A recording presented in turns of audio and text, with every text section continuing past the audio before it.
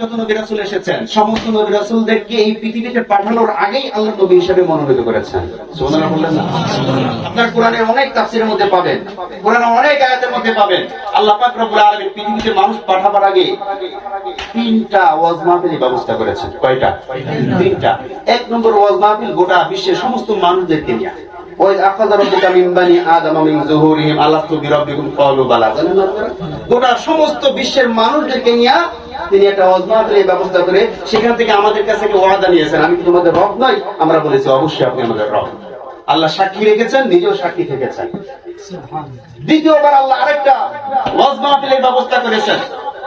এই গোটা বিশ্বে যত উলামায়ে কেরাম, নবী রাসূলগণ, নবী রাসূল যাদেরকে পাঠাবেন, নবী হিসেবে যাদেরকে মনোনীত করেছেন, তাদের নিয়ে আল্লাহ পাক রব্বুল আলামিন একটা ওয়াজ মাহফিলের ব্যবস্থা করেছেন। আল্লাহ পাক রব্বুল আলামিন সূরা আলে ইমরানের মধ্যে সেই কথা বলছেন যে আমি এই পৃথিবীর